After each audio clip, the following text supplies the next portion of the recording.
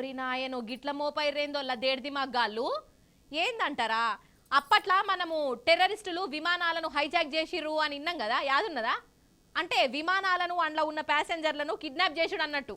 అయితే మన నిజామాబాద్ కాడనొల్ల కొందరు తలకు మాసినోళ్ళు లారీలో ఉన్న పసుపు కొమ్ములను హైజాక్ చేసిర్రు. అరే అవంటేనోళ్ళ పసుపు లారీని ఎత్తుకపోయిన రోళ్ళ అగో ఇగో గీ లారీనోళ్ళ హైజాక్ అయింది. దీన్నే దొంగలు ఎత్తుకపోయిర్రు. ఇండ్లా పసుపు కొమ్మల బత్తాలుండే, ఆ బత్తాలను పొతం కూడా వేసిర్రు. ఎట్లనో చెప్తా.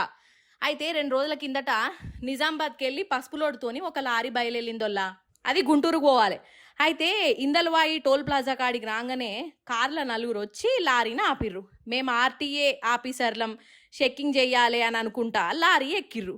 డ్రైవర్కు మత్తు మంది ఇచ్చిర్రు.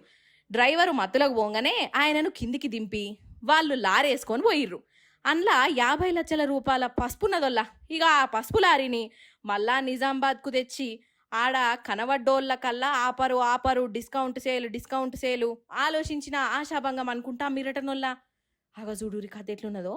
ఇక అమ్మంగా మిగిలిన పసుపును ఇంకో జాగలు అమ్ముదామని ప్లాన్ వేసిర్రు. అయితే వీళ్ళ ఓవర్ యాక్షన్, వీళ్ళ లలిత కళలు చూసి ఆన్నే ఉన్న కొందరికి ఎందుకో అనుమానం కొట్టింది. పోలీసులను పిలిపించిర్రు. ఇక పోలీసులు రాగానే లారీని ఆన్నే ఇడిచిపెట్టి పరారు. చూసిర్రా దొంగలు ఎట్లా మోపైర్రో. ఆఖరికి పసుపు కొమ్మలను కూడా ఇడిచిపెడతలేరు. కానీ వాళ్ళ ప్లానింగ్ చూడుర్రి. ఆర్టీఏ ఆఫీసర్ల లెక్క యాక్షనింగ్ చేసి డ్రైవర్కు మత్తుమందిచ్చి లారీని ఎత్తుకపోయి అందులో ఉన్న పసుపును అమ్మి మరీ పోయిర్రంటే వీళ్ళు ఉత్తపచ్చి దొంగలు కాదు, దొంగలకే దొంగలు కదా.